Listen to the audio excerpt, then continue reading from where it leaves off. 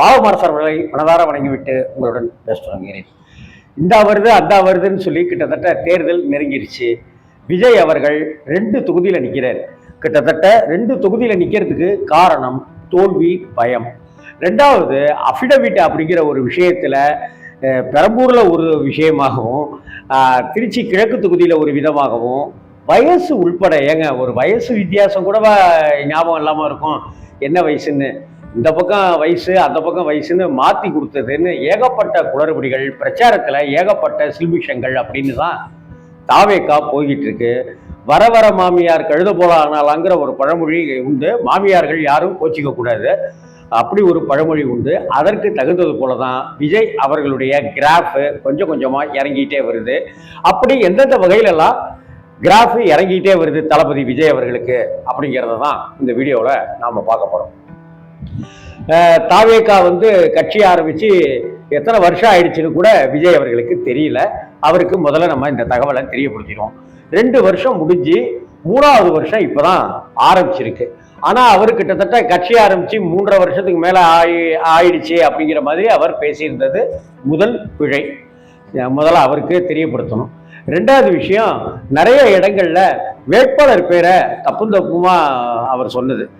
முக்கியமான விஷயம் என்ன அப்படின்னாக்க, தனக்கு பக்கத்திலேயே வேட்பாளரை வச்சுக்கிட்டு அந்த வேட்பாளரோட பேரை சொல்லாம செல்வம்னு ஒரு பேரை அவர் சொன்னாரு. செல்வம் யாரியா இந்த செல்வம்? விஜய் கிட்ட மேனேஜரா இருந்து உதவியாளராக இருந்து அடி உதன்னு வாங்கிட்டு இருந்தாரு அவரா அப்படின்னாக்கா அவர் அந்த மைண்ட்லயே இருப்பார் போல இருக்கு. இந்த செல்வம்ங்கிறது வேற யாரும் இல்லைங்க. தன்னுடைய கட்சியை எதிர்த்து யார் நிற்கிறாங்களோ, பாஜகவில் யார் நிற்கிறாங்களோ அவர் தான் செல்வம். அவருக்கு ஓட்டு போடுங்க அப்படின்னு சொல்லி தாவேக்கா தலைவர் சொன்ன உடனே எல்லாரும் தலையில் அடிச்சுக்கிட்டாங்க. என்னையா அது தற்குறின்றாங்க, இது மாதிரியே நடந்துட்டு இருக்கே அப்படின்ற மாதிரி. இதுக்கு நடுவில் அவர் அஃபிடவிட்டில் நிறைய விஷயங்கள் அவர் சொல்லியிருந்தாரு.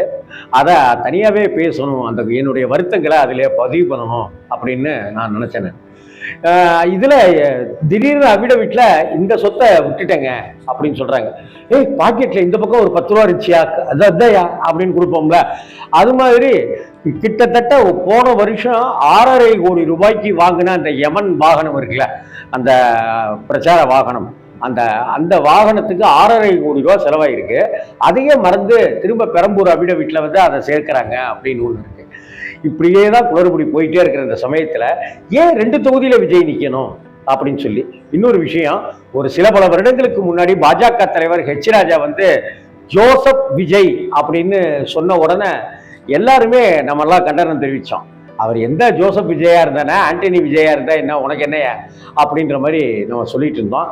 ஆனால் இன்னைக்கு அஃபிடவிட்டில் வேட்பாளருடைய பேரில் ஜோசப் விஜய் அப்படின்னு தான் குறிப்பிடப்பட்டிருக்கு. இதையும் இப்போ கூர்ந்து கவனிக்கணும். ஏன் இத்தனை நாளாக டைட்டிலில் சினிமாவில் விஜய்னு மட்டும் போட்டுக்கிட்டாரு? ஏன் இப்போ ஓட்டு வேணுங்கும் போது கிறிஸ்தவருடைய அடையாளத்தை காமிக்கிற விதமாக போட்டுக்கிட்டாரு? இதுக்காக உடனே கிறிஸ்தவ மிஷினரிஸ் எல்லாருமே உடனடியாக விஜய்க்கு ஓட்டு போட்டுருவாங்க அப்படின்னு விஜய் ஒரு கணக்கு ஒன்று போடுறாரு. அந்த கணக்கு தப்பு கணக்காக தான் நடந்துகிட்டு இருக்கு அப்படின்றது தான் இன்றைக்கு கள நிலவரமாக இருக்கு. விஜய் அவர்கள் இப்படி ஒவ்வொரு இடத்துலையும் பேசும்போது நான் ஆட்சிக்கு வந்தால் இதெல்லாம் செய்வேன், நான் ஆட்சிக்கு வந்தால் இதெல்லாம் செய்வேன்னு சொல்லி ஒரு பட்டியல் போட்டு பேசலை. அதுதான் பேசணும். நான் ஆட்சிக்கு வந்தால் இதெல்லாம் செய்வேன், நான் ஆட்சிக்கு வந்தால் மதுவெல்லாம் ஒழிப்பேன், நான் ஆட்சிக்கு வந்தாக்க பெண்களுக்கு பாதுகாப்பு கொடுப்பேன் அப்படின்லாம் சொல்லணும். ஆனால் விஜய் சொல்கிற 2 விஷயம் திருப்பி திருப்பி திருப்பி திருப்பி சொல்கிற நீன்ற மாதிரி விஜய் சொல்கிற 2 விஷயம் என்ன அப்படின்னாக்கா, திமுகவுடைய ஆட்சியை வீட்டுக்கு அனுப்புங்க அப்படிங்கிறது, திமுக ஒரு தீய சக்தி அப்படிங்கிறது, ஸ்டாலினை வீட்டுக்கு அனுப்பணும் அப்படிங்கிறது. சரி, அப்போ 2வது பாயிண்ட்டு அப்படின்னாக்க, நான் என்னுடைய கரியர் எல்லாத்தையுமே தூக்கி போட்டு வந்திருக்கேன், நான் உங்களை நம்பி வந்திருக்கேன், எனக்கு எப்படியாவது ஓட்டு போட்டு என்னைய முதல்வராக்கிறேங்க அப்படிங்கிறது. 234 தொகுதி இருக்கு. இதில் ஒரு தாவேக்காரர் 2034 தொகுதியிலையும் தளபதி தான் ஜெயிக்கிறாரு, தாவேக்கா தான் ஜெயிக்குது அப்படின்னாரு. 2034 தொகுதியா எங்கடா நீனு அப்படின்ற மாதிரி நம்ம உடம்பு போய் தவிச்சு நம்மளெல்லாம் கதற விட்டுட்டாங்க தாவேக்கா பாய்ஸ்லாம். இப்படிப்பட்ட சூழ்நிலையில் அவர் 2 விஷயம் தாங்க சொல்றாரு. 2வது பாஜகவை பற்றி அவர் அட்டாக்கே பண்றதில்லை. அதான் அமித்ஷாவை பற்றியோ மோடியை பற்றியோ த்ரீஷா கூட எப்படி என்னையும் த்ரீஷாவையும் இணைச்சு பேசலான்னு நயினார் நாகேந்திரனுக்கு அட்டாக் பண்ணியோ அது பேசலை. இன்ஃபேக்ட் த்ரீஷா கூட என்னை ஏன் இணைச்சு பேசுறீங்க, நாங்கெல்லாம் உற்ற நண்பர்கள், தோழர்கள், தோழிகள் அப்படிங்கிற மாதிரி பேசி நயினார் நாகேந்திரன் இந்த மாதிரி சொன்னது சரியா, நீங்களே பதில் சொல்லுங்க அப்படின்னாலாவது பிஜேபிக்கு எதிர்ப்பான ஓட்டுகளெல்லாம் இவருக்கு வரும். அதுவும் அவருக்கு இல்லை அப்படின்னு ஆகிப்போச்சு. ஏன்னா ஜனநாயகன் படத்துக்கு ட்ரம்ப் தான் தடை போடுறாரு, சாரி ட்ரம்ப் இல்லை, ஜனநாயகன் படத்துக்கு திமுக தான் தடை போடுது அப்படிங்கிறாரு. இவர் வண்டி பஞ்சர் ஆயிடுச்சுனாக்க திமுக தான் காரணம் அப்படிங்கிறாரு. இவருக்கு பல்லு ஆடுது லேசா அப்படின்னாக்க இதுக்கு திமுக தான், அரசு தான் காரணம் அப்படின்னு சொல்றாரு.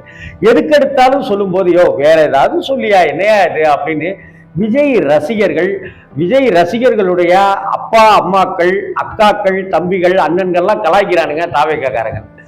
இதே நிலை நீடிச்சிட்டு இருக்க வர மாமியார் கழுத போன கதைய தாவேக்காவுக்கு உண்டான கிராஃப், விஜய்க்கு உண்டான செல்வாக்கு அப்படிங்கிறது குறைந்து கொண்டே வருகிறது.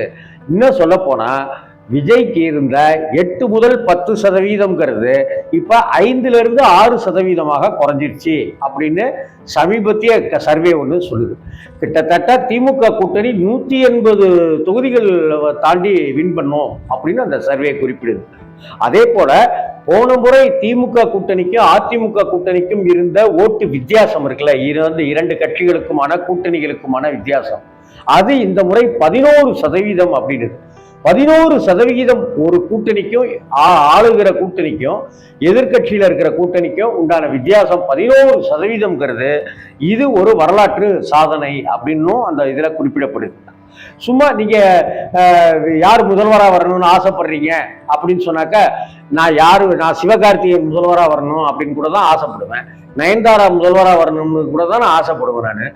அது மாதிரி விஜய் முதல்வராக வரணும் அப்படின்னு சொல்றவங்க யார் வேணாலும் இருக்கலாம். ஆனா அது மேட்டர் இல்லை. இந்த திமுக ஆட்சி வேணுமா வேணாமா, ஸ்டாலின் திரும்ப முதல்வரா வரணுமா வேணாமா, திமுக ஆட்சியில செய்த சாதனைகள் என்னென்ன, திமுக ஆட்சியில செய்த சறுக்கல்கள் என்னென்ன, திமுக ஆட்சியால உங்களுக்கு இருந்த அச்சுறுத்தல்கள் ஏதாவது உண்டா, இப்படியான கேள்விகள் கேட்கப்படும் போதுதான் சர்வே சரியான துல்லியமான கணிப்பாக இருக்கும். இப்ப எடுத்திருக்கிற இந்த கணிப்பின்படி பார்க்கும் பொழுது நான் சொன்ன இந்த மாதிரியான கேள்விகள், யார் முதல்வராக வரணும்னு ஆசைப்படுறீங்க, யார் எம்எல்ஏவா வரணும்னு ஆசைப்படுறீங்க அப்படின்ற பொத்தாம் பொதுவான கேள்விகள் கேட்காம மிக துல்லியமா இந்த சர்வே கணிக்கப்பட்டிருக்கு அப்படின்னு தான் அந்த கேள்விகள் மூலமாக தெரிஞ்சுக்க முடியுது.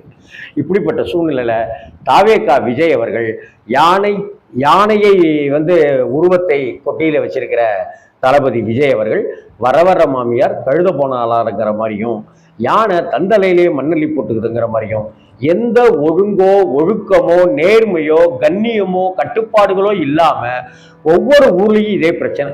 பெரம்பூர்ல இருந்து குளத்தூர் போனா அங்க பிரச்சனை, காரணம் திமுக தான் அப்படின்ட்டாங்க.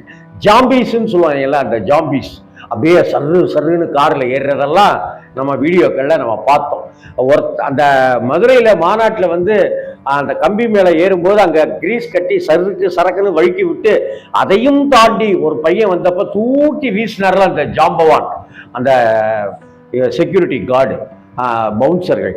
அதே போல கார்ல விஜய் வந்துட்டு இருக்கும்போது ஒருத்தன் வரான், அப்படியே தூக்கி தள்ளுறானுங்க அவனுங்க.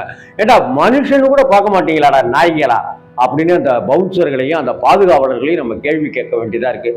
ஒய் பாதுகாப்பு, எக்ஸ் பாதுகாப்பு, XY பாதுகாப்பு, ABCD பாதுகாப்புன்னு ஏகப்பட்ட பாதுகாப்பு கேட்டு ஒரு பக்கம் டார்ச்சர் கொடுத்துக்கிட்டு சீனை கிரியேட் பண்ணிக்கிட்டே இருக்கிற தாவேகா இந்த 2026 தேர்தலில் என்ன ஆக போகுதுங்கிறது விஜய் அவர்கள் மே 4ஆம் தேதி தெரிஞ்சுக்குவாரு. இப்பவும் ஒரு நாள் விட்டு ஒரு நாள் அப்படின்னா பிரச்சாரத்துக்கு வர்றாரு. ஒரு நாள் பெரம்பூருக்கு போறாருனாக்கா பாதியிலேயே போயிடுறாரு, அடுத்த நாள் வரமாட்டேங்கிறாரு, அதுக்கு அடுத்த நாள் பாண்டிச்சேரி போறாரு, அதுக்கு அடுத்த நாள் லீவ் விட்டுறாரு. இப்படி லீவ் விட்டு தான் அவர் வர்றாரு. 234 தொகுதியில 34 தொகுதிக்கு போனால் கூட அது ஆச்சரியம்தான், உலக சாதனை தான் விஜய். வணக்கம்.